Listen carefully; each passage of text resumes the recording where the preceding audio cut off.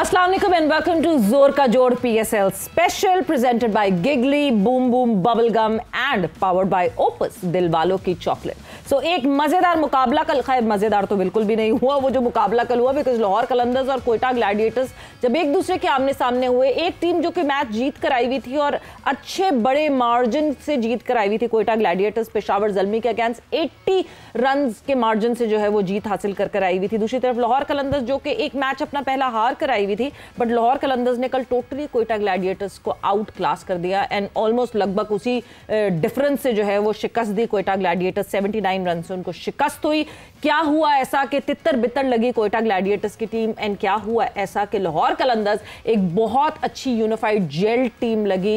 And for a change Shaheen जो है वो एज बॉलर नहीं एज कैप्टन ज्यादा अच्छे और सुरखरू लगे, बॉलिंग भी बहुत अच्छी की। इसके हवाले से डिस्कशन होगी, आज के मुकाबले के हवाले से भी बात होगी जहां पे पेशावर ज़ल्मी और इस्लामाबाद यूनाइटेड एक दूसरे के मद्दे मुकाबल होंगे। मैं हूं सवेरा पाशा और मेरे साथ मौजूद हैं हाफिज मोहम्मद इमरान। और बिल्कुल सवेरा, जैसे आपने कल के मैच का जिक्र किया, पाकिस्तान के नुक्ता निगाह से अगर हम देखते हैं फ़खर ज़मान के रन्स आए और जिस तरीके से उन्होंने वक्त लिया काफ़ी और शॉट्स भी अपने खेले, टाइम लिया, उसके बाद फिर पाकिस्तान के शाहीन आफरीदी ने बॉलिंग में हारिस रऊफ़ को रन्स हुए, लेकिन शाहीन का जैसा आपने जिक्र किया बैसियत कैप्टन, उनके लिए एतमाद। और लाहौर जब लाहौर पहुँचे, लाहौर की टीम लाहौर मैचेस खेलने के लिए, तो उनके पॉइंट्स टेबल पर उनको अच्छी जगह पर ज़रूर होना चाहिए, क्योंकि यहाँ पर लाहौर के कदावी स्टेडियम में बड़ी तादाद में लोग उनको पसंद करते हैं। क्या तब्दीली हुई, रिशाद हुसैन अगर खेले उनका कितना फ़र्क पड़ा, और डैरिल मिचेल और फ़खर ज़मान की पार्टनरशिप और फिर सैम बिलिंग्स की जो इनिंग्स है उसने किस हद तक दबाव बनाया कोयटा के ऊपर, इसी पर बात करेंगे। हमारे साथ स्टूडियो में तशरीफ़ फरमाए पाकिस्तान क्रिकेट टीम के साबिक़ कप्तान जनाब मोहम्मद यूसुफ साहब। अस्सलाम वालेकुम यूसुफ साहब। वालेकुम। एक और चीज़ पे बात करेंगे, because Pakistan women team is in action today. और जैसे आप लोगों को पता है कि ICC वर्ल्ड कप क्वालिफायर्स चल रहे हैं, वुमेन वर्ल्ड कप के क्वालिफायर्स। सो Pakistan women team is facing west Indies women right now and 113 run अभी तक पाकिस्तान टीम बना चुकी 3 विकेटों के नुकसान पे। It is the 33rd over that is going on. ये मैच पाकिस्तान वुमेन टीम के लिए जीतना बहुत ज़रूरी है, यानी अगर ये मैच जीत लिया तो शायद एक पैर तो क्वालिफायर में पहुंच जाएगा पाकिस्तान टीम का, and then 2 more matches to go and Pakistan women team can be the part of the upcoming world cup, women's world cup. So yes ji Yusuf साहब, कोई रिशाद हुसैन ने फ़र्क डाला, फ़खर की बैटिंग में क्या फ़र्क आपको लगा? बिस्मिल्लाहिर्रहमानिर्रहीम। ऑब्वियसली फ़खर डेंजरस प्लेयर है, लेकिन एक चीज़ ज़रूर मैं फिर देख रहा था अभी स्कोर कार्ड के, हमारा जो फास्टेस्ट प्लेयर जो है वो फ़खर ज़मान है। सैम अभी आया लेकिन फ़खर जो कि बहुत तेज़ खेलता है उसका भी 170 का स्ट्राइक रेट है। लेकिन अगर अदर एंड आप देखें कि सैम बिलिंग ने नीचे से आके 260 के स्ट्राइक रेट से खेल रहा था। ये एक जो है चीज़ है ना जो मुझे बार बार हर रोज़ ये नज़र आ रही है कि हमारे प्लेयर इतने अच्छे स्ट्राइक रेट से नहीं खेलते जितने दुनिया के दूसरे प्लेयर खेल रहे हैं। अदर एंड आप जो टीम हारी है उसमें भी अगर आप देखें कि बाहर के प्लेयर्स के जो स्ट्राइक रेट हैं वो 200 प्लस के हैं। रेलो रेसो के तो मेरा 230 के करीब है। और जो वो था मेंडस उसका भी 200 का था। तो ये चीज़ें ज़रा थोड़ा सा हमें, मुझे जो है ना वो जिस तरह क्रिकेट की डिमांड है, जिस तरफ क्रिकेट जा रही है उसमें परेशानी ज़रूर है, क्योंकि अभी ये हमारी विकटें हैं, ये जो डेड है, स्लो है और बड़ी अच्छी बाउंस भी नहीं, इतना अपनी मर्जी की विकटें होती हैं, उस पर भी हमारे अभी वो स्ट्राइक रेट नहीं आ रहे जो दुनिया जहाँ चली गई है। तो यहाँ थोड़ा सा कंसर्न है, इसको हमें बेहतर करना होगा और अच्छे तरीके से करना होगा। अल्लाह करे कि आहिस्ता आहिस्ता हम इस जो दुनिया की डिमांड है, क्रिकेट जिस तरफ जा रही वैसा खेलना शुरू हो जाए। और रिशाद की जो आपने बात की, 3 विकटें वो ले गया, बहुत ज़बरदस्त बॉलिंग की उसने। और ऊपर से जो शाहीन शाह अफरीदी का एक है कि वो आते ही पहले ओवर में कुछ करते हैं, उसने 2 ओवर में 2 विकटें लेके एक तो उन पर प्रेशर बहुत डाल दिया था। ये चीज़ें हमें चाहिए शाहीन अफरीदी से, और बहुत अच्छा लगा कल, क्योंकि इस तरह हमारे जो सीनियर प्लेयर हैं जब वो अप फ्रंट पे आके लीड करेंगे तो हमें बहुत फ़ायदा होगा। एज ए पाकिस्तान जो चाह रहा है कि पाकिस्तान टीम जहाँ पहुँचे, उसके लिए इन सब प्लेयर्स को बहुत अच्छा परफॉर्म करना होगा, और उसके लिए हमारी जो पूरे दुनिया में पाकिस्तानी लोग हैं वो खुश होते हैं। हमारे ये 3-4 प्लेयर जो हैं, बाबर है, रिजवान है, शाहीन है, फ़खर है, हारिस है, अपना लेग स्पिनर शादाब है, ये सब जो, क्योंकि ये सब बड़े ज़बरदस्त प्लेयर हैं, इन्होंने इतना परफॉर्म किया हुआ है, तो वो सब मिस कर रहे हैं। तो कल शाहीन की परफॉर्मेंस देख के मेरे ख्याल से सारा पाकिस्तान खुश हुआ होगा और उसको भी बड़ा एज मिला हो, किक मिली होगी, क्योंकि बड़ा काफ़ी अरसे से उसको हो रहा था कि अर्ली ऑन विकेट नहीं मिल रही, तो कल उसको मिली है, तो ये खुशाइन बात है। एक और इम्पॉर्टेंट चीज़ जो कल हम जैसे अगर शाहीन की बात कर रहे हैं, कल शाहीन ने इस बात को अंडरस्टैंड किया कि शुरू में ठीक है फास्ट बॉलर्स को हुआ एडवांटेज, बट अब स्पिनर्स ज़्यादा जो हैं आपको दिख रहे हैं एक्शन में, और स्पिनर्स ज़्यादा एम्पलीफाई करते हुए दिख रहे हैं अपनी परफॉर्मेंसेस को, तो अपने ओवर्स रोक लिए शाहीन ने। जो हम जिस तरह बात करते हैं ना कि जैसे बैटर्स के लिए कहते हैं कि स्टैट पैडिंग नहीं की, उस तरह शाहीन ने भी वो विकेट पैडिंग नहीं की कि नहीं जी मैं भी एक दफ़ा ट्राई कर लूँ, अच्छी खासी परफॉर्मेंस चल रही है, सही है, कोई बात नहीं, कोयटा ग्लैडिएटर्स वैसी गेम से बाहर है, वो वाली चीज़ नहीं दिखी, विच मीन्स कि अपने बोलर्स को बड़े अच्छे से इस्तेमाल किया। और शाहीन शाह अफरीदी कल बड़े एक मैच्योर कैप्टन दिखे। नहीं, बहुत अच्छी बात है और ये बड़ा अच्छा साइन है, मैं कह रहा हूँ पाकिस्तान के लिए बहुत अच्छे साइन है। और मैं देख रहा था कि सिर्फ 2 ओवर किए हैं, हालांकि आ सकता था, लेकिन ये अच्छी चीज़ है कि 6 रन 2 विकेटें, बहुत अच्छी बॉलिंग कर रहा था और आ भी सकता था बॉलिंग करने, लेकिन उसने अपने दूसरे बॉलर्स को जैसे स्पिनर्स को उसने पूरे ओवर करवाए। रिशाद ने पूरे ओवर किए, अबरार ने पूरे ओवर किए, नहीं अबरार इनकी टीम में नहीं, अबरार कोटा में, सिकंदर ने, रिशाद, सिकंदर, ठीक है, और आसिफ अफरीदी, आसिफ ने 2 ओवर किए, आसिफ ने 2.2 ओवर किए, लेकिन इनके पास बॉलिंग ऑप्शन थी। कल वो सिकंदर भी 2 आउट कर गया 12 रन देके, तो एक अच्छी चीज़ है। देखिए आगे जैसे but can Rishad be there Rashid Khan, क्योंकि देखिए पिछली दफा लाहौर कलंदर्स ने राशिद खान को मिस किया था, और राशिद खान जो मिडिल के ओवर्स में आके विकेट लेते थे, वो that is very important. Can Rishad be there Rashid Khan? जी बिल्कुल, वर्ल्ड कप शुरू होने से पहले मैंने कहा भी था कि ये राशिद को मिस करेंगे, लेकिन ये रिशाद का मुझे नहीं पता था ये लेग स्पिनर है। तो ये इसने अच्छी बॉलिंग की, इसका कल टर्न भी हो रहा था, इसका बॉल अच्छी जगह पे गिरा भी है। रिलो रोसो को जिसने आउट किया वो अच्छा खेल रहा था, उसने 3-4 छक्के लगा दिए हुए थे इसमें, इसको भी एक मारा था उसने, तो ये अच्छी बॉलिंग कर रहा है रिशाद। और साथ ये इनके पास जो क्या नाम है इसका, आसिफ अफरीदी बड़ा डेंजरस बॉलर है और बड़ा समझदार बॉलर है। उसने जैसे उसको आउट किया, क्या नाम है हमारे फ़हीम अशरफ को, जो यॉर्कर पे बड़ी अच्छी बॉलिंग कर रहे हैं, वेरिएशन भी है इसके पास, ये कंट्रोल भी है। इजाफी दबाव होता है जब आप दूसरा ओवर करने आए सर्कल में स्पिनर के लिए? होता तो ज़रूर है, लेकिन ये एक शार्प आदमी है, इसकी बॉलिंग में नज़र आता है कि इसको पता है इसने करना क्या है, इसको आइडिया है कि कहाँ बॉल को लूप देना है, कहाँ खींचना है, कहाँ तेज़ करना है, इसको आइडिया है। ये अच्छा रिशाद के बॉल में भी लूप है, फिर कंट्रोल ज़्यादा अच्छा है कि कौन से एरिया पे डालना है, जिस वजह से वो उतनी जगह मिलती नहीं बैट्समैन। हालांकि लेग स्पिनर का इतना कंट्रोल नहीं होता, लेकिन ये अच्छी बॉलिंग कर रहा है, इसको मैंने देखा इसने अच्छी विकेट टू विकेट बॉलिंग की है, जो इसको विकेटें मिली है, और लेफ्ट आर्म के पास कंट्रोल होता है, तो दोनों अच्छा कॉम्बिनेशन है। साथ सिकंदर आ जाता है। कल हमने यही बात कर रहे थे कि रिशद को लेना चाहिए, और उन्होंने लिया है, उसका फ़ायदा हुआ ना, 3 विकेटें ली हैं, बड़ी क्रूशल विकेटें ली हैं। नहीं तो रिसो जैसे खेल रहा था, वो जैसे कराची किंग वाला मैच हुआ है, एक बंदा मैच लेके जा सकता, आप वो जैसे 200 प्लस के स्ट्राइक रेट से खेल रहा है, बिल्कुल, तो मैच निकलते ही जाता है, फिर आपके काबू नहीं आता बाज़ औक़ात। तो मेरा ख्याल है कि बड़ी की विकेटें ली हैं उसने। तो मतलब फिर ये यहाँ इस पॉइंट पे ये कहना सही होता है कि हाँ जी, या तो हम जीतेंगे या हम सीखेंगे। सो पिछले मैच में अगर लाहौर जीती नहीं तो लाहौर ने सीखा और सीख के खुद को अप्लाई किया। ये अच्छा किया शाहीन कि उसने सीखा है बहुत जल्दी, क्विक लर्न किया। और देखें शॉर्टर गेम है, इसमें जितनी जल्दी सीखेंगे उतना ही फ़ायदा है। उसने बहुत अच्छा डिसीजन लिया है कि उसने तीसरा स्पिनर डाला है और उसका उनको फायदा हुआ। So match summary, yes, Lahore Qalandars और कोयटा ग्लैडिएटर्स की हम बात कर ही रहे हैं। फ़खर जमान 67 39 बॉल्स पर, सैम बिलिंग 50 नॉट आउट रहे हैं 19 बॉल्स पर। ये स्ट्राइक रेट की हम बार बार बात करेंगे, हमारे लड़के स्ट्राइक रेट पे क्यों नहीं खेल पा रहे। अब्दुल्ला शफीक 37 रन 21 बॉल्स में, और इस तरह 219 रन लाहौर कलंदर्स ने बनाए, जिसमें अबरार अहमद ने 2 विकेटें हासिल की, अकील हुसैन ने 2 विकेटें हासिल की हैं, उस्मान तारिक ने 1 विकेट हासिल की। एक बहुत इंपॉर्टेंट अपडेट है उस्मान तारिक के हवाले से, उस पर भी बात करेंगे। जवाब में कोयटा ग्लैडिएटर्स बिल्कुल सामने खड़ी ना हो सकी, 44 रन बनाए राइली रोसू ने, मेंडिस ने 28 रन बनाए, फ़हीम अशरफ ने 21 रन बनाए, Rishad 3 for 31, 2 for 6, Shaheen Shah Afridi and Sikandar Raza 2 for 12। और अगर रोसू और मेंडिस के आप रन निकाल दें तो कोयटा ग्लैडिएटर्स के, अगर मैं लोकल बॉयज़ की बात करूं तो लोकल बॉयज़ कुछ ना कर सके कल कोयटा ग्लैडिएटर्स के। बट अपडेट ये है जो हम मेरे ख्याल से जिस वक्त PSL शुरू हो रहा था उस वक्त भी ये मैंने आप लोगों से सवाल भी पूछा था, Usman Tariq has been called out again, और जो है उनको फील्ड अंपायर्स जो थे दोनों, उन्होंने कॉल आउट किया है for a suspected bowling action.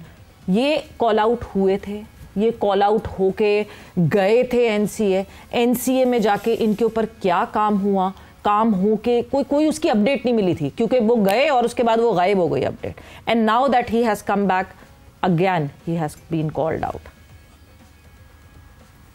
ये अगर आप देख सकते हैं तो बाहर है कि अगर काम आया है वो तो किसने काम किया है, इस पे क्या हुआ है, ये तो अभी तक अपडेट आई नहीं कि किसी ने काम किया है नहीं किया।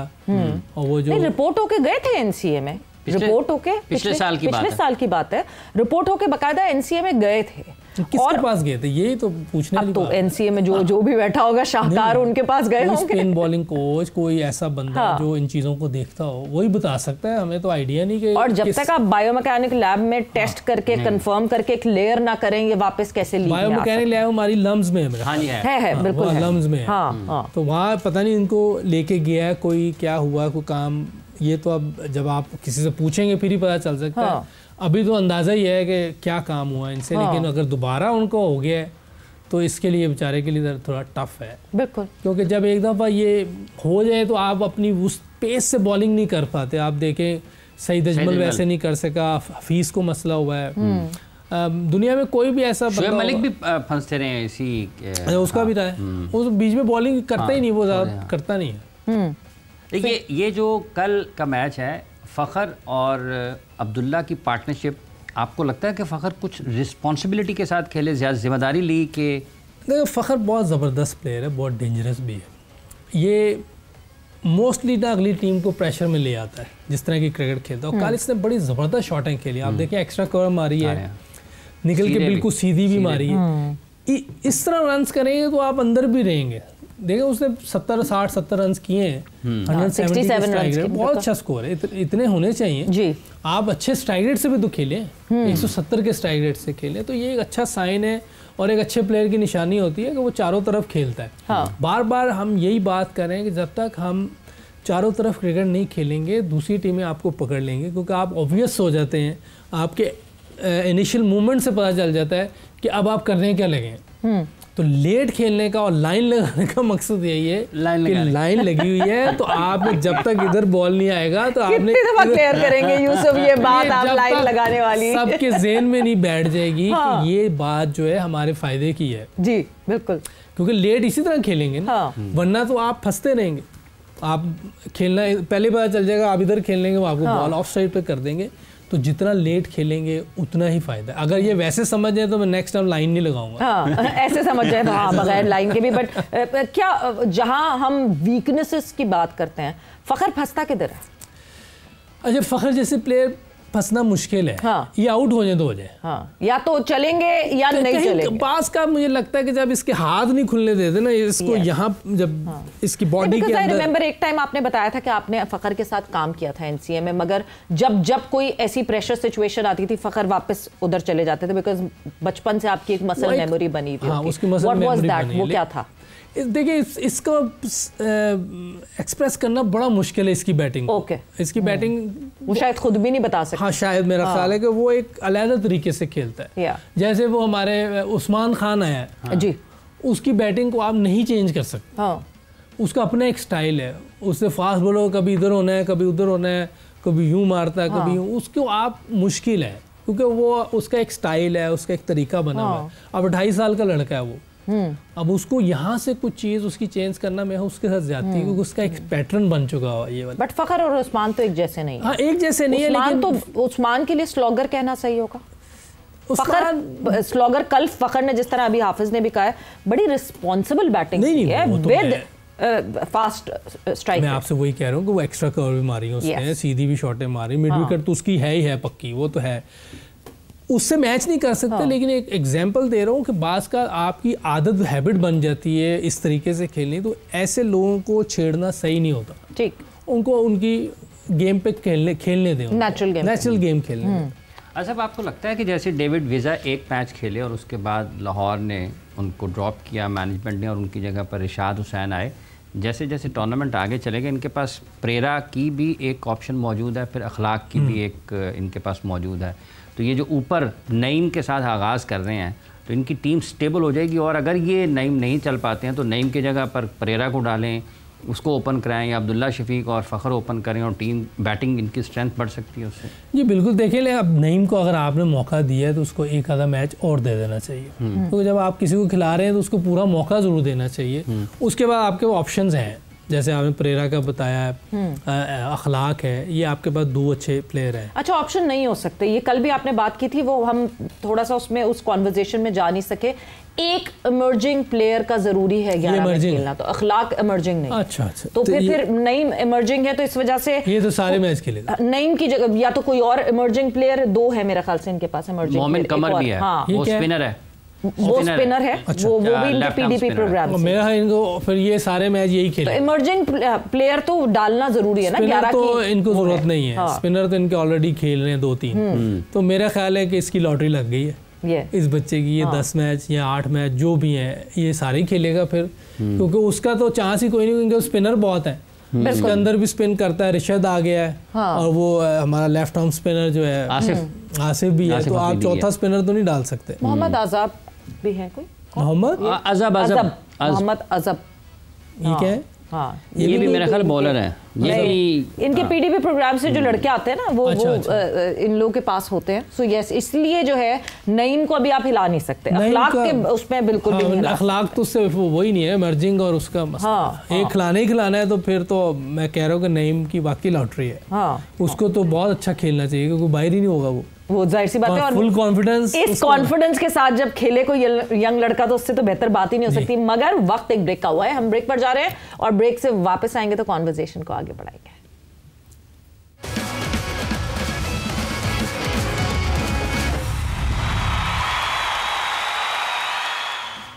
And welcome back to Zor Ka Jod PSL special presented by Giggly Boom Boom Bubblegum and powered by Opus दिलवालों की चॉकलेट। सो ब्रेक पे जाने से पहले डिस्कशन यही हो रही थी, कंसर्न जो कि हम मुसलसल जिस पे बात कर रहे हैं, स्ट्राइक रेट कंसर्न, जो कि हमें ऑल अराउंड द वर्ल्ड जहाँ जहाँ लीग्स हो रही हैं, और जहाँ जहाँ क्या इस वक्त तो IPL हो रही है एक तरफ PSL हो रही है, विद इन आवर लीग हमें फॉरेन प्लेयर्स एक डिफरेंट स्ट्राइक रेट से खेलते हुए दिख रहे हैं, हमें हमारे प्लेयर्स एक डिफरेंट स्ट्राइक रेट से खेलते हुए दिख रहे हैं। बट ये कंसर्न तो हम यूसुफ अभी इस पे बात कर रहे हैं, बिकॉज अब स्ट्राइक रेट डिबेट बहुत ज़्यादा हो गई।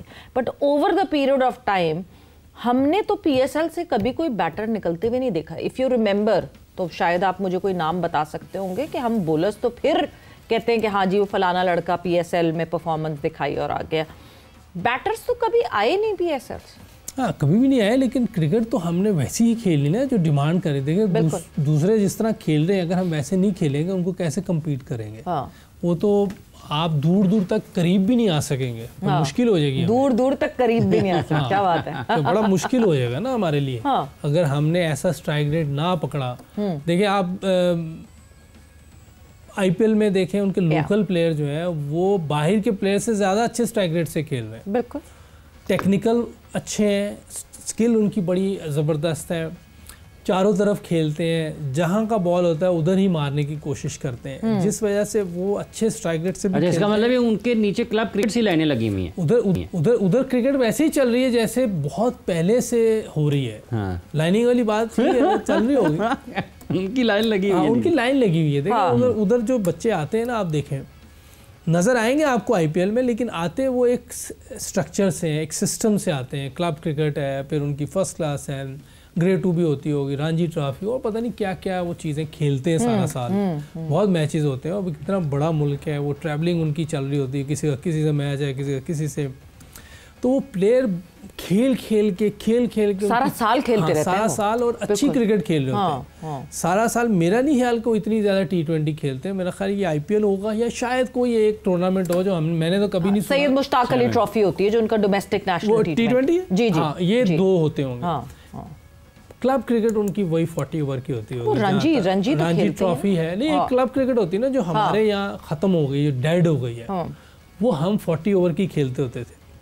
वो अब तो मैंने देखी कभी नहीं है, मैंने सुनी ही नहीं कि 40 ओवर की कोई लीग हो रही है या कोई टूर्नामेंट हो रहा है 40 ओवर का। वो हमारा टेम्परामेंट ही नहीं रहा कि हम अच्छी क्रिकेट। आपके टाइम में तो 2 डे क्रिकेट मैचेस भी होते थे। 2 डे भी खेला हुआ, क्योंकि जहाँ से मेरा नाम वापडा में आया था वो 2 डे क्रिकेट करवाई थी माजिद खान साहब ने, जब वो चीफ एग्जीक्यूटिव थे यहाँ क्रिकेट बोर्ड में। 96 की बात है ये। उन्होंने एक टूर्नामेंट शुरू करवाया था जो 2 दिन का था, 75 ओवर ईच टीम ने खेलना था। ओके। तो उसमें मैंने 210 किए थे, तो जो अंपायर थे वो वापडा के थे, तो उन्होंने देखा वापडा को लड़के चाहिए थे, उन्होंने मेरा नाम दे दिया फर्स्ट क्लास में। तो इस तरह मैं फर्स्ट क्लास में आया था। शुक्र दे दिया था आपका नाम। हाँ, वो क्योंकि मैं उनके सामने किया और उनको नए लड़के चाहिए थे। हाँ। तो उसमें मेरा नाम आ गया, अल्लाह का शुक्र है। तो ये देखिए, अच्छी क्रिकेट खेल रहे होते हैं ना कहीं आप परफॉर्म करते हैं, कोई लोग देखते हैं, आपका नाम आगे चल पड़ता है। अब T20 में आप नहीं जज कर सकते कि क्या खेल रहा है बच्चा, और हमारे तो ऑब्वियस ही हो जाते हैं कि ये वन डायमेंशन खेल। हमारे यहाँ भी तो कायदे आज़म ट्रॉफी खेलते हैं ना, हमारे यहाँ भी तो कायदे आज़म ट्रॉफी के मैचेस होते हैं। क्या हमारे पास क्वालिटी बॉलर्स ऐसे नहीं हैं जिनके खिलाफ बैटर्स जो हैं वो चैलेंज हो के रन्स बना सकें, जो कि यहाँ नहीं फिर वो बना पा रहे रन्स, या उस स्ट्राइक रेट को फोर्स ही नहीं किया जाता कि स्ट्राइक रेट पे काम करो, स्ट्राइक रेट पे काम करो। डोमेस्टिक लेवल से बार बार लड़के को कि स्ट्राइक रेट पे तेज खेलो तेज खेलो तेज खेलो नहीं कहा जाता। नहीं, देखिए, तेज खेलना और अच्छा खेलना दोनों चीज़ें ज़रूरी हैं। ठीक है। आप दूसरे प्लेयर्स को देखें, वो अच्छा भी खेल रहे होते हैं, तेज भी खेल रहे हैं। हमारा लगता है ऐसे कि तेज खेलना है लेकिन पता नहीं किधर खेलना है। वो one dimension one dimension cricket से आप पकड़े जाते हैं, लोगों को, बॉलर्स को पता चल जाता है। आपने लेट खेलना है, अच्छा खेलना है और तेज भी खेलना है, डिपेंड करता है आप कौन सी क्रिकेट खेल रहे हैं। स्विच ऑन और ऑफ करना होता है। आप 4 डे क्रिकेट खेल रहे हैं, उसमें स्ट्राइक रेट 200 का नहीं चाहिए, उसमें आप 60-70 के स्ट्राइक रेट से भी चल रहे हो, बहुत अच्छा है। वनडे में चले गए तो वहाँ आप 100 के स्ट्राइक रेट से खेलें, लेकिन T20 में आके आपको 100 के स्ट्राइक रेट से खेलना है। ये आपने अपने आप को चेंज करना है, क्योंकि 200 के स्ट्राइक रेट से देखिए, आपने इंटरनेशनल क्रिकेट खेलनी है तो आपको अपने आप को चेंज करना आना चाहिए कि मैं अब ये क्रिकेट खेल रहा हूँ तो इसमें मुझे इस तरह खेलना है, अब मैं वनडे खेल रहा हूँ तो इसमें मुझे इस तरह खेलना है। इस तरह आप डेवलप होंगे, और जिस तरह कोचेस साथ उनके लगे हों वो उनको साथ साथ गाइड करते रहें, वैसी प्रैक्टिस करवाएं, वैसी उनको ट्रेनिंग करवाएं, ताकि वो लड़के जब कल को पाकिस्तान टीम में आए तो हमें प्रॉब्लम ना हो। जो बात अभी हम कर रहे होते हैं तो अक्सर कह देते हैं कि यार ये जगह नहीं है। ठीक है, मैं भी मानता हूँ इससे बात, लेकिन अगर वो लड़के वहाँ वैसे नहीं कर पा रहे तो हम क्या करें वहाँ? हाथ पे हाथ रख के तो नहीं बैठ सकते। अगर सीखे सिखाए आएंगे तो क्या जरूरत है फिर सिखाने की उनको? थोड़ा बहुत आपको, फिर जब आप सीखे सिखाए आते हैं ना तो फिर ट्यूनिंग होती है थोड़ी बहुत आप देख रहे होते हैं कि यार अभी आप इस तरह खेले थे, अभी थोड़ा सा इसको ऐसे कर लो, उसमें कोई मसला नहीं होता, प्लेयर कोई प्रॉब्लम नहीं होती, वो बेचारा वैसे ही चल रहा होता। तो हमें बड़े तरीके से इनको लेके चलना पड़ता है ताकि इनका कॉन्फिडेंस भी शेक ना हो और इनकी चीज़ें भी बेहतर होती जाए।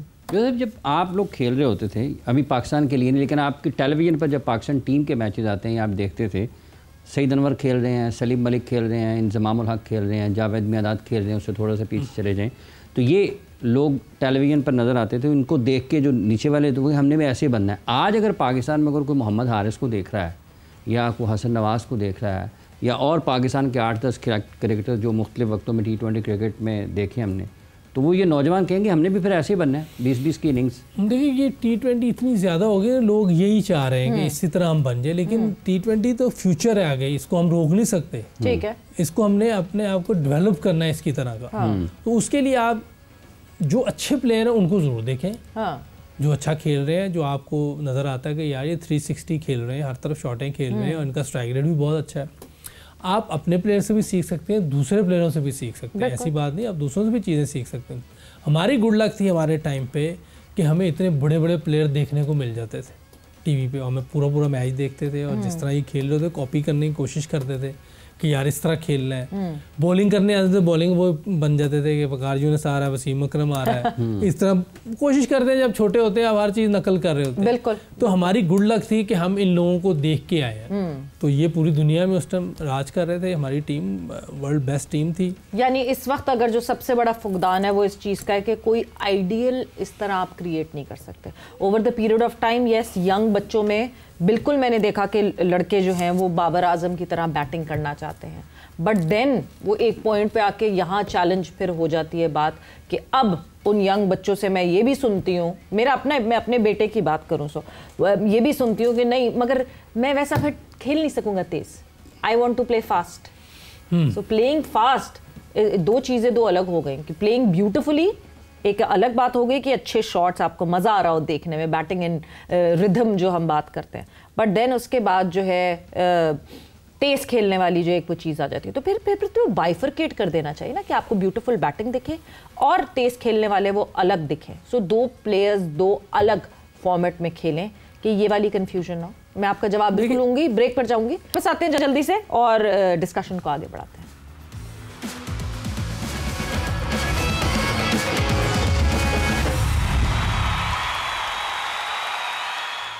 And welcome back to Zor Ka Jod PSL special presented by Giggly Boom Boom Bubblegum and powered by Opus दिल वालों की चॉकलेट। सो ब्रेक पे जाने से पहले डिस्कशन ऑब्वियसली हो रही थी जो कल मुकाबला हुआ उसके हवाले से। आज जो मैच खेला जाएगा इस्लामाबाद यूनाइटेड वर्सेस पेशावर ज़ल्मी, ये मैच जो है रावलपिंडी के स्टेडियम में खेला जाएगा, मगर साथ ही साथ पैरेलली इस वक्त Pakistan women team is in action versus West Indies. और अगर मैं अभी का बिल्कुल आपको एग्जैक्ट स्कोर बताऊं तो 46 ओवर का अख्ताम हो गया, 166 for 7 Pakistan women team, and this match is really important for Pakistan women team. अभी जो है एक विकेट का नुकसान हुआ पाकिस्तान वुमेन टीम को, सो दे 7 अभी तक विकेट डाउन हो चुकी हैं उनकी। Speaking about Pakistan women team and West Indies women team, ये भी एक चीज़ जिसके लिए हमें अपडेट चाहिए, बट साथ ही साथ उस्मान तारिक के हवाले से भी हम अपडेट जानेंगे और हमारे कोरेस्पॉन्डेंट कादिर ख्वाजा हमारे साथ मौजूद हैं। कादिर, अस्सलाम वालेकुम and welcome to the show. वालेकुम अस्सलाम सवेरा। सो कादिर, सबसे पहले तो Pakistan women team in action right now, 166 looking at the conditions, अभी तक जितना टोटल बना है, इज इट इनफ या फिर कमी पेशी है काफी?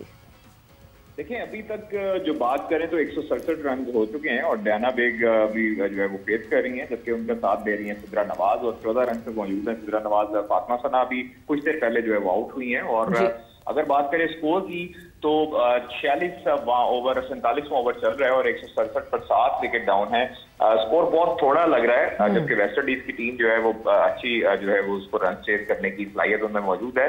तो अगर 230 240 भी रन होते हैं तो पाकिस्तान के पास ऐसी बॉलिंग है कि वो इसको जो है वो टोटल टारगेट जो है वो चेज नहीं होने देती। अलबत्ता शुरू में हमने देखा कि डॉट बॉल्स बहुत ज्यादा हुई हैं। सिद्रा अमीन जो कि 50+ रन करके गई हैं, लेकिन बॉल बहुत कंसीव की हैं। और उसके साथ साथ जो उनका साथ देने वाली थी आलिया रियाज, जिन्होंने 2 मैचेस में उम्दा परफॉर्मेंस दी, वो भी सवेरा हमें दिखाई दी, आज ऑफ कलर दिखाई दी हैं। तो सारे जो बैटर्स थे आज वो कोई भी जम के जो है वो विकेट पर नहीं स्टे कर सका। और इसी के साथ साथ जो पाकिस्तान टीम है इस वक्त वुमेन, वो इस वक्त काफी हद तक मुश्किलात का शिकार है। मुनीबा अली जब ओपनर आई थी तो उन्होंने बड़ी अच्छी जो है वो इनिंग खेलनी शुरू की थी। गुलफरोजा ने उनका साथ अलबत्ता नहीं दिया, जबकि सिद्रा अमीन जो है उन्होंने 54 रन बनाए। उसके साथ आलिया रियाज काफी देर तक खड़ी रही थी, लेकिन बॉल जो है वो हमने डॉट बॉल्स बहुत जो है वो कंसीड किए हैं। कंडीशंस मुश्किल हैं क्या? क्योंकि मैं इस वक्त अगर जब मैं टीम को देख रही हूँ तो इतनी बॉल्स जो है वो उस पे रन्स जो हैं वो इतने कम बने हुए हैं। स्ट्राइक रेट देखें आप तो बिल्कुल जमीन से लगे हुए स्ट्राइक रेट्स हैं। क्या हो गया लड़कियों को अचानक से? क्या कंडीशन चैलेंजिंग आ गई है कोई? देखिए, आज जो टॉस भी हालांकि पाकिस्तान के हक में था और कंडीशन को देखना चाहिए था। कंडीशन के लिहाज से पाकिस्तान की टीम मैनेजमेंट ने भी, कोचिंग स्टाफ ने भी पिच का मुआयना किया था सुबह। और सुबह से ही अभी तक जो है वो शदीद गर्मी है। बॉलर जो हैं उनकी लाइन लेंथ बहुत अच्छी हमें दिखाई दी, फील्डिंग बहुत अच्छी दिखाई दी है वेस्ट इंडीज की टीम की तरफ से। लेकिन अगर स्ट्राइक रेट की, बिल्कुल आपने ठीक बात की है, तो हमारी अगर स्ट्राइक रेट की बात करें तो स्ट्राइक रेट में मुनीबा अली जो ओपनर है उन्होंने 55 का स्ट्राइक रेट, फिर उसके बाद जो सिद्रा अमीन जिन्होंने रन किए 57 का स्ट्राइक रेट, फिर आलिया रियाज ने 57 का स्ट्राइक रेट, उमायमा सोहेल ने 59 का स्ट्राइक रेट, और फातिमा सना जो कप्तान है उन्होंने 62 का स्ट्राइक रेट। सिद्रा नवाज अभी तक खेल रही हैं, सबसे ज्यादा स्ट्राइक रेट अभी तक उनका 72 का स्ट्राइक रेट है। तो ये अगर हम इस तरह 3.65 के जो है वो रन रेट से खेलेंगे तो ये रन जो हैं वो बहुत थोड़े हैं। और विकेट्स जो हैं वो हमें इन हैंड अभी 3 विकेटें हमारे पास मौजूद हैं, लेकिन अभी डेथ ओवर चल रहे हैं और वेस्ट इंडीज की तरफ से बड़ी तगड़ी बॉलिंग का मुजाहरा किया जा रहा है। कोई हार्ड हिटिंग हमें दिखाई नहीं दी है आज। इस तरह छक्के चौके जो है वो स्कॉटलैंड और आयरलैंड के दरमियान लगे थे, तो उस तरह की हमें जो है वो बैटिंग नहीं दिखाई दी। अलबत्ता अभी जो है वो एक बड़ा जबरदस्त शॉट लगाया है डयाना बेग ने और 6 रन जो हैं वो बने हैं। बड़ी उम्दा जो है वो शॉट बाहर निकल के लगाई है, फास्ट बॉलिंग कर रहे थे वेस्ट इंडीज की तरफ से 47 ओवर, उनको जो है वो अभी बहुत अच्छा हिट लगाया आखिरी बॉल पर 46.5 ओवर में कुछ रन जो है वो अभी 171 रन थे। लेकिन अब जो टोटल बढ़ता दिखाई दे रहा है, तो इसी तरह की इंटेंट जो थी वो इनको मिडिल ओवर्स में दिखाने की जरूरत थी। जो हमारे मिडिल ऑर्डर बैटर्स थे, अगर ओपनिंग में हमारे इसी तरह रन होते और अभी तक टारगेट जो है वो 230-40 तक बन जाता, तो फिर पाकिस्तान की पोजीशन मुस्तहकम हो जाती और पाकिस्तान की पोजीशन मजबूत होती दिखाई दे रही थी। अलबत्ता अभी जो है वो अगर हम अंडर 200 हैं, अभी 177.7 है, 47 ओवर्स हो चुके हैं, 3 हमारे पास ओवर्स मौजूद हैं। जिद्रा नवाज अभी जी ख्वाहिश साहब, जहाँ तक अभी इस मैच के साथ साथ उस्मान तारिक के हवाले से क्या तफसीलात हैं? उनका बॉलिंग एक्शन भी एक मरतबा से फिर मुतनाज़ा हुआ है। देखिए अब सब गुज़श्ता रोज जो मैच हुआ उसमें उस्मान तारिक पहले मैच में भी उन्होंने बड़ी उम्दा परफॉर्मेंस दी थी और उस्मान तारिक के जो बॉलिंग एक्शन है वो मशकूक करार दिया है। और क्वेटा ग्लैडिएटर्स और लाहौर कलंदर्स का मैच जो हुआ गुज़श्ता रोज के दौरान अंपायर जो हैं एहसन रजा और क्रिस ब्राउन ने उस्मान तारिक का बॉलिंग एक्शन रिपोर्ट किया और उसके बाद पाकिस्तान सुपर लीग मैनेजमेंट ने जो एलामिया जारी किया उसके मुताबिक उस्मान तारिक अगर अगले मैचेस में बॉलिंग करने के जो है वो अहल होंगे और अगर दोबारा उनका बॉलिंग एक्शन रिपोर्ट होता है तो वो दोबारा सस्पेंड कर दिए जाएंगे, बॉलिंग से रोक दिए जाएंगे और दोबारा एक्शन रिपोर्ट होने पर उस्मान तारिक जो है उनको आईसीसी बायोमैकेनिक लैब से गुजरकर क्लियरेंस लेनी पड़ेगी और फिर उस तरह वापस आना पड़ेगा। आप उनका बॉलिंग एक्शन देखें तो अच्छा ख्वाजा साहब ये बताइएगा, ये पिछले पीएसएल में भी 2024 वाले पीएसएल में भी इनका बॉलिंग एक्शन रिपोर्ट हुआ था, उसके बाद क्या काम हुआ था इनका नेशनल क्रिकेट अकेडमी में और उसके बाद क्या रिपोर्ट सामने आई थी? देखिए इसका जो है वो गुज़श्ता जो पीएसएल सीजन था उसमें भी उस्मान तारिक का बॉलिंग एक्शन रिपोर्ट हुआ था और उसके बाद जो है वो इनको बायोमैकेनिक लैब जो लम्स यूनिवर्सिटी में मौजूद है उसमें काम करवाया गया। एनसीए में भी बॉलिंग जो है उन पर काम हुआ, लेकिन उसके बाद डोमेस्टिक भी इन्होंने खेला और बड़ी अच्छी बॉलिंग भी की है, बड़े अच्छे बॉलिंग फिगर भी थे इनके और इन्होंने एक दो मैचेस में मैन ऑफ द मैच भी रहे, बड़ी उम्दा इन्होंने बॉलिंग भी की। लेकिन उसके बाद से अब जो पीएसएल में रिपोर्ट हुआ है वो काफी हद तक तशवीशनाक सूरत हाल है, क्योंकि अगले मैचेस में अगर ये बॉलिंग करते हैं उसी सेम एक्शन से रुक कर बॉलिंग करते हैं जो कि डोमेस्टिक में किसी ने रिपोर्ट नहीं किया इनको, जब जिस वक्त ये डोमेस्टिक में खेल रहे थे, यानी डोमेस्टिक में ये सही करते रहे बॉलिंग या फिर किसी अंपायर ने नोटिस नहीं किया? देखिए अभी उस्मान तारिक समेत जितने हमारे बॉलर थे, जिस तरह मोहम्मद हफीज थे या कोई भी बॉलर हमारे सईद अजमल थे, जब उनके बॉलिंग एक्शन इंटरनेशनल में रिपोर्ट होते थे हमारे डोमेस्टिक में उस तरह उन पर तवज्जो नहीं दी जाती। किसी किस्म के जो है वो डोमेस्टिक में जो अंपायरिंग होती है उस पर काफी हद तक सवालिया निशान वगैरह देखे जा सकते हैं। हमारे कई क्रिकेटर्स ऐसे जो है वो दुख दर्द का इजहार करते हुए दिखाई दिए हैं कि रॉन्ग डिसीजन देते हैं एम्पायर्स और कुछ जो है वो एम्पायर्स बिल्कुल नहीं देखते कि किसी किस्म की जो बॉलिंग एक्शन है वो उसको रिपोर्ट किया जाए। अलबत्ता ये डोमेस्टिक में अगर ये म्यार सेट कर दिया जाए एम्पायरिंग के हवाले से तो ये फिर इंटरनेशनल में इस तरह का बॉलर को जो है वो प्रॉब्लम फेस करनी ना पड़े। तो ये डोमेस्टिक में तो हमारी बॉलिंग जो एम्पायरिंग का म्यार है वो काफी हद तक एक्सपोज भी हुआ था, क्रिकेटर्स ने काफी हद तक नाराजगी का इजहार भी किया था जो कि लाइव टेलीकास्ट हो रहे थे मैचेस, तो उस पर भी उन्होंने आकर जो है वो टीवी पर भी बोला था कि एम्पायरिंग का जो म्यार है वो अच्छा नहीं है। ठीक है, बहुत बहुत शुक्रिया आपका जनाब अब्दुल कादिर ख्वाजा साहब, आप अपने ख्यालात रहे थे और मालूमात पहुँचा रहे थे समा के देखने वालों के लिए। ये डोमेस्टिक क्रिकेट में एम्पायरिंग का मायार और जो वहाँ पर सहूलियात हैं वो किस हद तक आज की क्रिकेट में ज़रूरी है? हमेशा से रही, लेकिन आज चूँकि क्रिकेट बहुत ज़्यादा हो गई है। देखिए ज़रूरत तो है, बहुत सख्त ज़रूरत है, क्योंकि मैं तो काफ़ी अरसे से डोमेस्टिक क्रिकेट से बहुत दूर है, कोई आइडिया ही नहीं क्या हो रहा है। लेकिन शिकायत जिस तरह इन्होंने भी की है, लोगों से सुन रहे होते हैं कि ऐसा है ऐसा है, ये ठीक होनी चाहिए चीज़ें। अंपायरिंग भी अगर कोई कह रहा है, मैंने तो नहीं देखा कोई गलत कर रहा है या नहीं कर रहा, लेकिन हम लोगों से सुन रहे हैं। और जो फैसिलिटीज़ हैं उसको भी इम्प्रूव होना चाहिए, क्योंकि दुनिया की दूसरी जो टीमें हैं उनका जो डोमेस्टिक है वहीं हो रहा होता है जहाँ इंटरनेशनल मैचेस होते हैं। जैसे अभी हम खेले जाके न्यूजीलैंड में, वो उनकी फ़र्स्ट क्लास की ग्राउंड है, वहीं उनके टीमों के जो फर्स्ट क्लास के प्लेयर्स हैं वहीं आके प्रैक्टिस करते हैं, वहीं खेलते हैं सारी चीज़ें। तो इस तरह हमारे इधर भी होना चाहिए। लाहौर का मैच है जो स्टेडियम में होना चाहिए, और मुल्तान का मुल्तान स्टेडियम है, कराची का कराची स्टेडियम है। इस तरह हमारे जितने भी सेंटर हैं उनकी जो टीमें हैं उनको वहीं खेलना चाहिए, उनको सारी फैसिलिटीज़ यूज़ करनी चाहिए। मैं इवन हैमिल्टन में मैं किसी से मिला वहाँ, वो कह रहे हैं कि हमारे बच्चे अभी से हैमिल्टन के ग्राउंड में खेलते हैं। इमेजिन, वो 10 साल का बच्चा था। वो कह रहे हैं उनको लेके जाते हैं, पूरी टीम के उधर मैचेस होते हैं। तो अभी से उनको वो चीज़ें प्रोवाइड करें कि उनको कल को जब वो टीम में आए तो उनको कोई चीज़ नई ना लगे। वो कितना वेल अवेयर होगा उस ग्राउंड का, वो तो उसके लिए कोई नई बात नहीं होगी, पला बड़ा वो उसी ग्राउंड में। हाँ। तो ये बड़ी अच्छी चीज़ें हैं, ये करनी चाहिए हमें भी अपने। हमारे पता नहीं स्कूल क्रिकेट हो रही है नहीं हो रही, कॉलेज क्रिकेट मैं 92-93 में खेला था, मुझे नहीं पता उसके बाद हो रही है। स्कूल क्रिकेट होती है, उसमें कॉलेज के लड़के खेलते हैं। वैसे यूसुफ, हम जब डोमेस्टिक की बात करते हैं, हमारे यहाँ प्लेयर्स को सही तरह नहीं डेवलप किया जा रहा, हमारे यहाँ अंपायर्स को सही तरह डेवलप नहीं किया जा रहा बिकॉज अंपायरिंग डिसीजन सही नहीं हो रहे। फिर एक और बहुत इंपॉर्टेंट चीज़ जो कि हम इंटरनेशनल में जाके अपनी टीम को देखते हैं, स्लो ओवर रेट। अभी भी इस दफ़ा भी हम जब न्यूजीलैंड गए हैं तो हमने उसको फेस किया, वो चीज़ भी हम डोमेस्टिक में मैनेज नहीं करते। इनिंग पता नहीं कहाँ की कहाँ चली जाती, कितने बजे ख़त्म होनी होती है, कितने बजे ख़त्म होती है, no one cares, no one bothers. कभी कोई लगा देता है उस पर तो लगा देता है कोई पेनल्टी, वरना तो कोई पेनल्टी नहीं लगती है। ये सारी चीज़ें हाउस एंड ऑर्डर करनी पड़ेंगी। देखिए करते भी होंगे, ऐसी बात नहीं, मैनेजमेंट करती होगी, लेकिन ये रिपोर्ट तो नहीं करते। कौन लड़कों की बहुत बड़ी जिम्मेदारी है। हसनैन इतनी साल से खेलते आ रहे थे, BBL में जाके तो रिपोर्ट हुए हसनैन।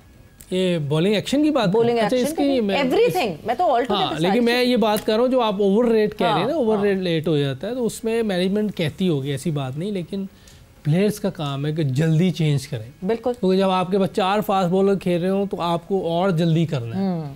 स्पिनर खेल रहे हो ना 2-3 तो उसमें हो जाता है, लेकिन जब फास्ट बॉलर ज़्यादा खेल रहे हो और बाहर वाली कंडीशन में वहाँ ज़्यादा खेलते हैं, जैसे अभी पहले मैच में हमने 4 फास्ट बॉलर खिलाए हुए थे, तकरीबन हर मैच में 4 फास्ट बॉलर खेल रहे थे, तो आपको बहुत जल्दी चेंज करना है, भाग के चेंज करना है कि आप जल्दी से रेडी हो जाएं, बॉलर अपने मार्क पे जाने से पहले हम सब रेडी हो जाएं। तो इस तरह टाइम 1-1 मिनट बचता है, कहीं 30 सेकंड बचते हैं, करते करते आप बच जाते हैं। वरना आपको किसी टाइम हम 4 ओवर लेट थे, कहीं 3 ओवर लेट थे, अब उसका एक्स्ट्रा बर्डन आ गया है क्योंकि फील्डर अंदर आ जाता है। बिल्कुल, जो आप 3 ओवर लेट हो गए हैं तो आखिरी 48 ओवर में एक फील्डर एक्स्ट्रा अंदर आ जाएगा सर्कल में, तो बॉलर के लिए और बॉलिंग मुश्किल हो जाती है। तो हमें इस टाइम इन चीज़ों पे बहुत ज़्यादा जो है ना फोकस करना पड़ेगा, बहुत कंट्रोल करना पड़ेगा।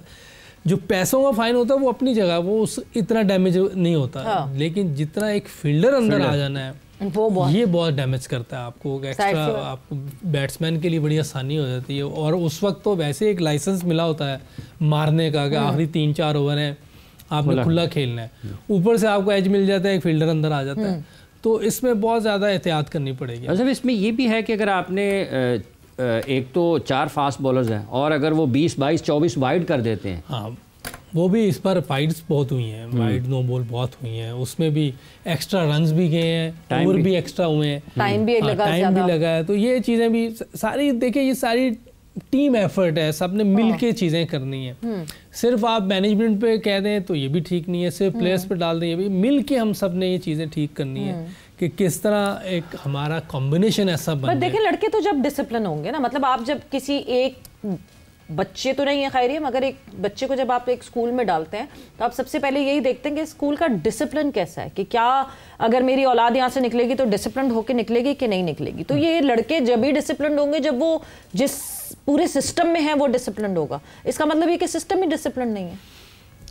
ये तो देखने वाली बात है कि नीचे से क्या हो, कहने वाली बात है, ये देखने वाली बात है। हाँ, देख बहुत चुके, आपने कह दिया है ना, अब कहना पड़ेगा। देखिए नीचे से सिस्टम सारा चलता है ना, आपका ग्रास रूट लेवल पे, फिर ग्रेड 2 है, ग्रेड 1 है, सारी चीज़ें वहाँ से आपको ये सारा सिस्टम चलाना पड़ता है। मेरा ख्याल है मैं काउंटी क्रिकेट खेल रहा था, 17 ओवर वो घंटे में कर देते थे, क्योंकि 98 ओवर्स दिन में होने होते थे 6 घंटे में। एक तो हम यहाँ ही थक जाते थे, वो लेकिन वो 6 घंटे में पूरे कर देते थे, तो इसलिए ज़्यादा मसला नहीं होता, क्योंकि हम लोग जो क्रिकेट खेलते हैं वो 6.5 घंटे में 90 ओवर करते हैं, वो लोग 6 घंटे में 98 ओवर कर देते थे। उन्हें आदत पड़ी हुई है स्कूल से, कॉलेज से, फिर क्लब क्रिकेट से। क्लब क्रिकेट मैं खेला हूँ वहाँ 55 ओवर की। ओके, आप सोचिए अभी तक हो रही है 55 ओवर। जी 55 ओवर की लीग अभी तक हो रही है। 50 ओवर तो आम है, लेकिन 55 ओवर की एक लीग है प्रीमियर लीग। हाँ, उसमें 55 ओवर होते हैं। आप देखें वो, एक तो ये देखें कि उनका स्ट्रक्चर कितना स्ट्रांग है, बिल्कुल। हालांकि वो कितना तेज खेल रहे हैं। हाँ। उन्होंने टेस्ट क्रिकेट ही बदल दिए, बेसबॉल कर दिया उन्होंने, लेकिन जो नीचे क्रिकेट है वो उसको नहीं चेंज करते, वो वैसे ही चल रही होती है 50 ओवर 55 ओवर। फिर उनकी काउंटी क्रिकेट है 98 ओवर्स की। उसमें भी तेज़ खेलते हैं लेकिन अच्छे तरीके से। तो ये सारा स्ट्रक्चर आपको नीचे से मिल रहा होता है, फिर बच्चे वहाँ से गुजर के आ रहे होते हैं, जब वो पाकिस्तान टीम में आते हैं उनका हैबिट पहले से डली होती है, तो कोई ज़्यादा मुश्किल नहीं होती। जैसे हैमिल्टन के बच्चों की बात है, ये सिर्फ हैमिल्टन नहीं, पूरे न्यूजीलैंड में ऐसे होगा जी, लेकिन मुझे वहाँ किसी ने बताया कि ये होता है, हमारे बच्चे जो हैं वो ऐसे जाते हैं और इस उम्र में वो जाके इस ग्राउंड में खेलते हैं जाकर। मैंने कहा ये तो बहुत बड़ी बात है बच्चों के लिए। लेकिन पाकिस्तान वाले ये भी सोचते हैं जो फैसले कर रहे होते हैं, यार इन्होंने हुने हो नहीं कजाबी स्टेडियम भेज देता तो इन्हें हवा में चले जाना है, इन्हों को टाइम लगाना चाहिए। ऐसा नहीं होना चाहिए, बच्चों को अवेयरनेस भी देनी चाहिए, बात भी करनी चाहिए। ठीक है, इस तरह की सोच आ भी सकती है, ये नहीं कि नहीं आ सकती, आ भी जाती है। हमारे यहाँ एकदम प्रॉब्लम हो जाती है, हम कहीं ऊपर पहुँच जाए तो हमें नहीं समझ आती फिर हम क्या कर रहे हैं, हमारे पास पैसे आ जाए, हमें कोई ओहदा मिल जाए, ये प्रॉब्लम है थोड़ी सी, आंखें सर पे चढ़ जाती, हाँ पता नहीं क्या हो जाता है हमें। तो वो जितना झुक के रहेंगे उतना फायदा होगा। तो उसमें ये है कि थोड़ी सी इनको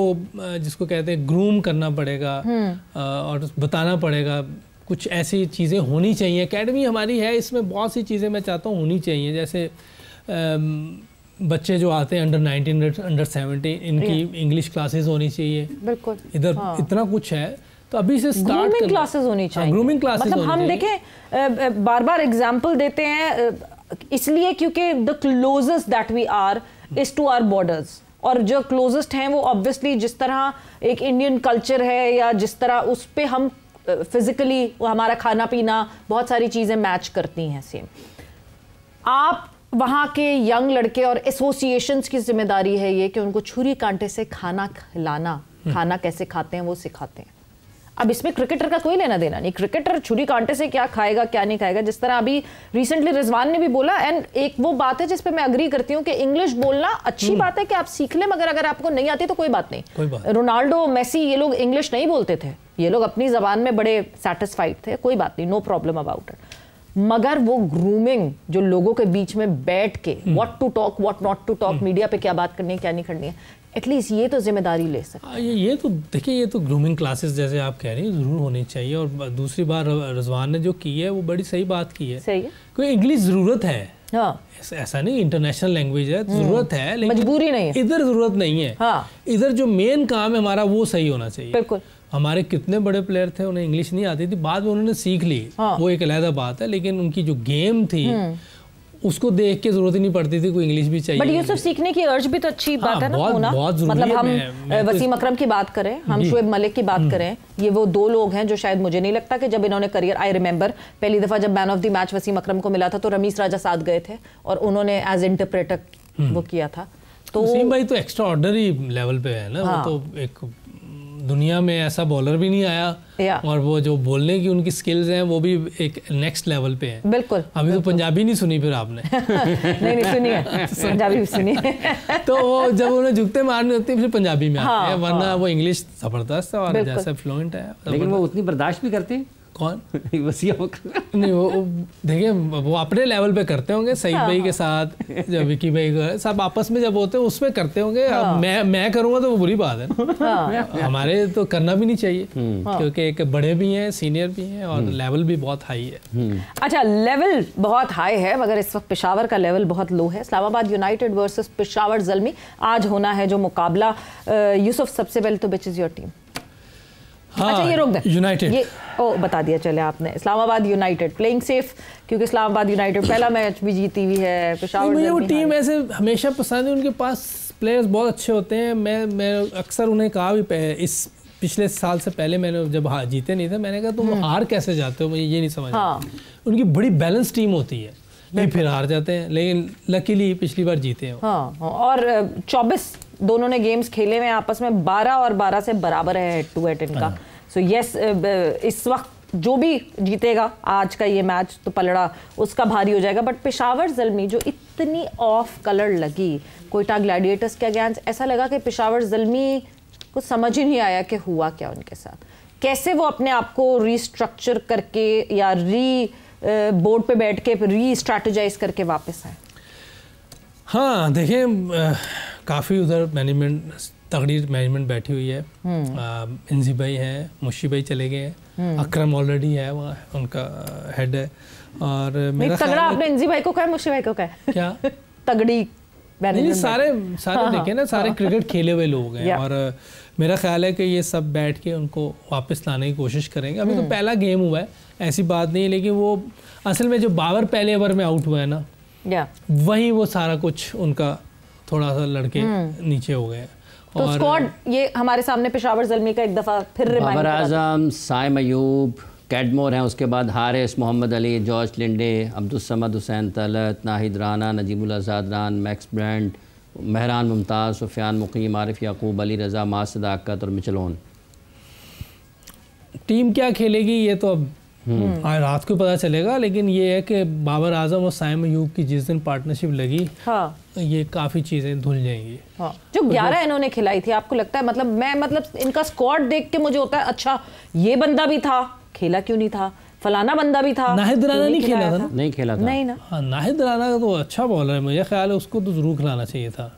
अली रज़ा हमारा फ्यूचर है, मुझे लगता है। अली रज़ा को बहुत ज़्यादा लुक आफ्टर। पिछले मैच की आपको प्लेइंग 11 भी दिखा देते हैं कि कौन कौन खेला था और कौन कौन, क्योंकि जब मैं इनका स्क्वाड देखती हूँ तो मुझे लगता है कहाँ थे ये लोग, इनको खिलाने के लिए बुलाया हुआ है या ये ऐसे बैठेंगे बेंच पे सिर्फ।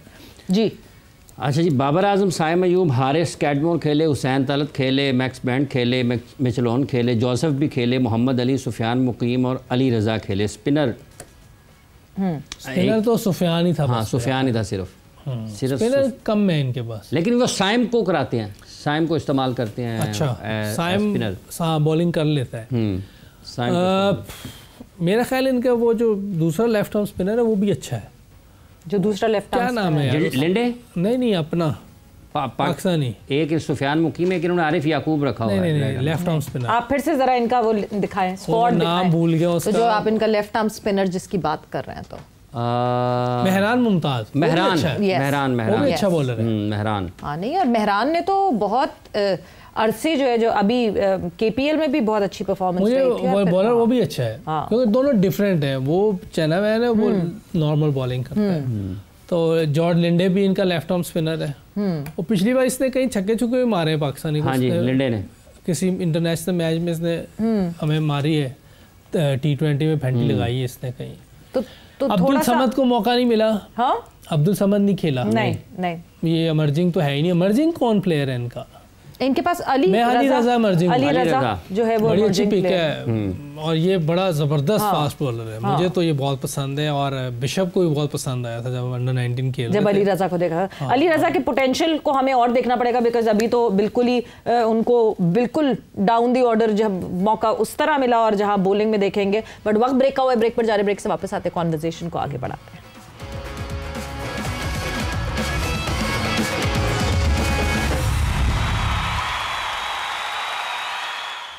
And welcome back to जोर का जोड़, HBL PSL special presented by Giggly Boom Boom Bubblegum and powered by Opus, दिलवालों की चॉकलेट। So break पे जाने से पहले हमारी बात हो रही थी अली रज़ा के हवाले से, and he would be the one जो कि emerging category में जिसकी बात कर रहे हैं। अली रज़ा, किस तरह आपने पाया उनको as being a bowler? मुझे तो बहुत ज़बरदस्त एटीट्यूड लगा। वो फास्ट बॉलों वाली उसमें सारे जरासीम है और वो लड़ता भी है और आंखें भी दिखाता है। हालांकि बहुत सूखा सा है लेकिन वो मज़ा आता है उसको देख के। वो फाइटर है और बॉलर भी अच्छा है। वो बिशप ने भी बहुत पसंद किया था अंडर 19 में।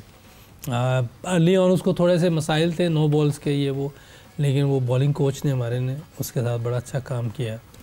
जो असिस्टेंट कोच भी थे हमारे, रेहान नहीं उस वक्त थे उमर रशीद साहब। अच्छा, उमर रशीद साहब अच्छा काम किया था उन्होंने। वो बड़ा फ़ायदा हुआ उसको। 10-12 दिन में वो बेहतर हो गया था। कंट्रोल वगैरह अच्छा है, नेचुरल स्विंग वगैरह, पेस भी है उसके पास। अच्छा पेस भी, अगर आप देखें उसने इस पहले मैच में भी अच्छी बॉलिंग की थी। उसने 30 रन दिए थे मेरा ख्याल, 31 रन दिए थे, एक विकेट हासिल की थी। तो वो अच्छा बॉलर है और फाइटर है। वो घबराता नहीं किसी चीज़। उधर भी उसने 8-9 ओवर कर दिए लगातार और मैं उसको मुश्किल हो रही थी, लेकिन फिर भी वो बॉलिंग कर रहा था। ऑस्ट्रेलिया के खिलाफ हम 1 विकेट से मैच हारे थे, इसने बॉलिंग बहुत अच्छी की थी उसमें भी। अच्छा, ये जो फास्ट बॉलर्स नए हैं, अब जैसे आप बहुत सारी चीज़ों का बैट्समैनों के जिक्र करते हैं कि इनको ये बुनियादी चीज़ों के ऊपर देख के खेलना चाहिए, टेक्निकली साउंड होना चाहिए। अगर हम फास्ट बॉलर्स को या बॉलर्स को मजमूई तौर पर देखते हैं, जिस तरह की क्रिकेट है, हाई स्कोरिंग गेम्स हैं, पिचेस ज़्यादा बेहतर बनती हैं, उनको किन किन चीज़ों को अपने आप ज़्यादा बेहतर बनाने की ज़रूरत रहेगी? बॉलिंग की तो टेक्निकल चीज़ें तो बॉलर ही बता सकता है, लेकिन ये है कि टैक्टिक्स या कोई चीज़ ऐसी हो सकती है। इतनी जिंदगी आपने इतने खतरनाक बॉलर्स को ऐसी बात नहीं, लेकिन जो मेन चीज़ें होती है ना, टेक्निकल चीज़ें, ये जो टेक्निकल जिसका काम है ना उसी को करनी चाहिए। लेकिन ये टेक्निकल चीज़ें हैं कि जैसे मैंने कल भी कहा कि हमें 25% स्ट्राइक रेट बॉलिंग में भी कम देना चाहिए। ठीक है, उधर बढ़ाना चाहिए, इधर कम करना चाहिए, ताकि दोनों का मिलके 50% जो है स्ट्राइक रेट वो नीचे आ जाएंगी। बट आज के ज़माने में बॉलर्स तो रन खा ही रहे, मतलब जनरली आप ऑल अक्रॉस द ग्लोब देखें पढ़ रहे हो। तो मैंने तो पहले भी आपसे कहता हूँ कि ये जो एरा चल रहा है ये तो बैटिंग एरा है और आगे भी यही होना है, अब चेंज होने वाला नहीं है। एरा यही चलना है, फ्लैट विकटें हैं, छोटी बाउंड्री होती हैं और वनडे में 2 नए बॉल हैं और T20 में 20 ओवर में एक ही बॉल हो सकता है। तो मेरा ख्याल है कि बॉलर्स के लिए टफ होता है, लेकिन अगर आप दुनिया के दूसरे बॉलर्स देखें वो 32-30 के अंदर अंदर ही बॉलिंग करते हैं, 4 ओवर में इतने रन ही दे रहे होते हैं। जो अच्छे टॉप के बॉलर हैं अगर उनकी बॉलिंग देखें वो ऐसे ही चलते हैं। लेकिन एक चीज़ और भी मैंने देखी थी कि T20 में 8 स्पिनर थे वर्ल्ड टॉप 10 में।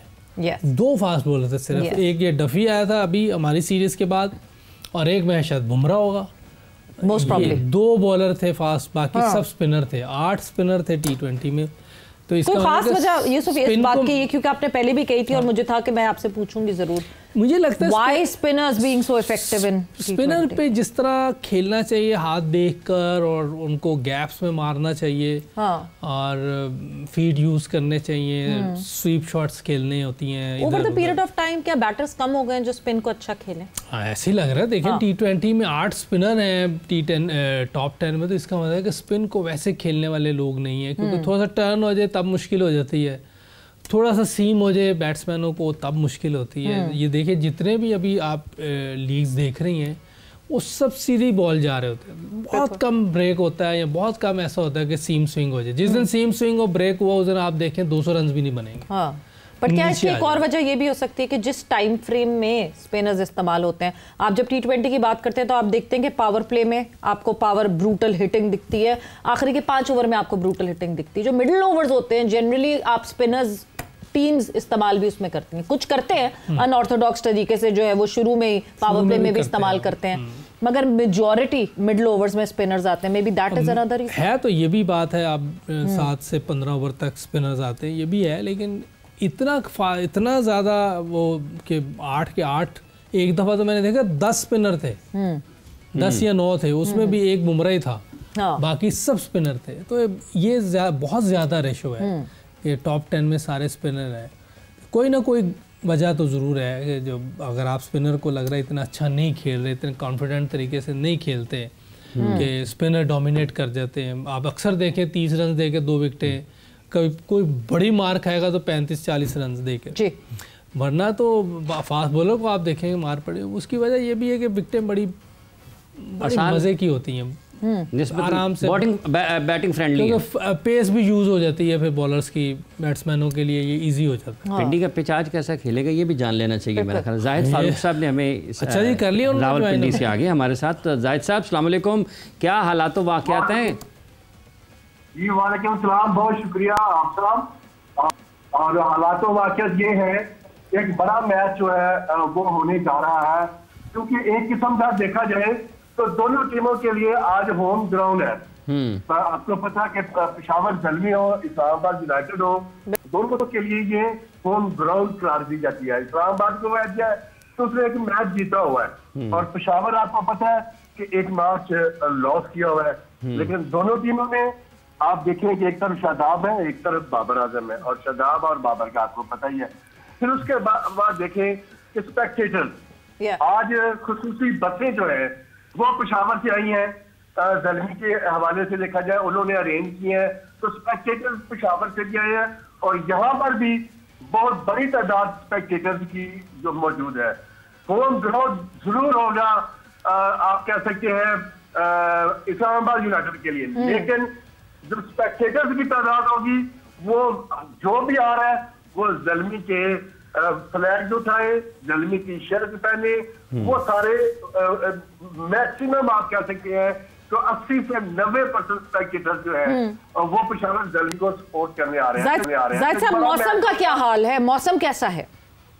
मौसम बहुत गर्म है, 30+ दर्जा हरारत है। सूरज जो है आबो ताब के साथ चमक रहा है। इस वक्त भी सूरत देखी जाए तो 30+ है। आज गर्मी का मौसम है, लेकिन रात जो होती है वो आपको पता है इस्लामाबाद पिंडी में रात बहुत मौसम चेंज हो जाता है। अगर जून की भी गर्मी हो तो आप रात को बेहतर महसूस करते हैं। जो गर्मी का सीजन था आज के दिन के हवाले से वो ओवर हो जाएगा।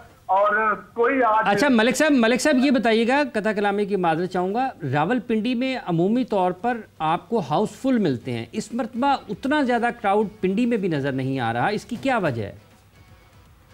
हम खुद परेशान भी हैं, देख भी रहे हैं कि जितना होना चाहिए था उतना क्राउड नहीं है।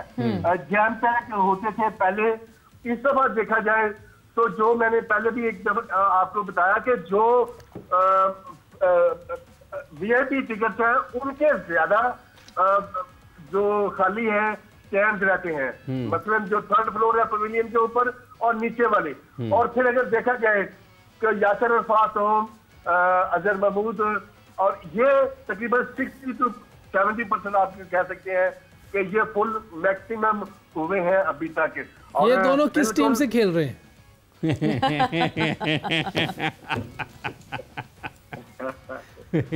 तो आप देखेंगे कि अगर क्रिकेट के हवाले से देखा जाए जी, तो दोनों शहरों के हवाले से भी देखा जाए, टीम के हवाले से भी देखा जाए तो बड़ा मैच है। एक टीम जीती हुई है, दूसरा 3 टाइम की जो बड़ा मैच, बड़ा मुकाबला। जाहिद साहब बहुत बहुत शुक्रिया, thanks a lot for updating us. एक बहुत इंपॉर्टेंट चीज इसमें जो है वो जाहिद साहब ने जो मेंशन की, यूसुफ मैं आपसे भी बिल्कुल बात करूंगी, बट उससे पहले giving you all the update of Pakistan women team.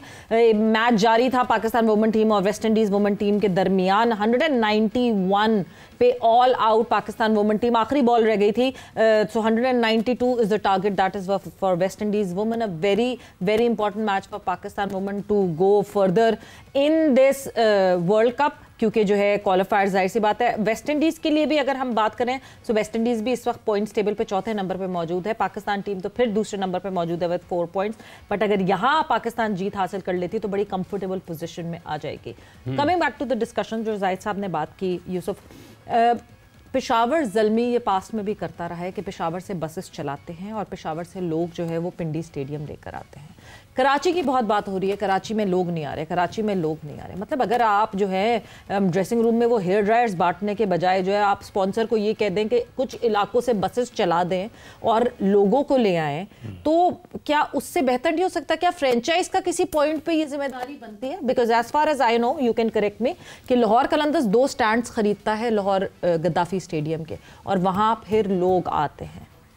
ये बहुत अच्छी बात है अगर ऐसा हो रहा है। पेशावर ज़ल्मी का जैसे अभी इन्होंने बताया कि 2-3 बसें आ रही हैं, तो बड़ी अच्छी बात है कि लोगों को आप ग्राउंड में लेके आ रहे हैं, फैसिलिटेट कर रहे हैं। बड़ा मुश्किल होता है लोगों के लिए। अब एक 2-2.5 घंटे की ड्राइव है, उस पर किसी बस में है तो और टाइम लग जाता है। तो ये एक अच्छी चीज़ है पेशावर ज़ल्मी की तरह कि उनको बसेस प्रोवाइड कर रहे हैं और वो उस पे बैठ के आके मैच देखेंगे और चेयर करेंगे अपनी टीम को। ये बड़ी अच्छी बात है।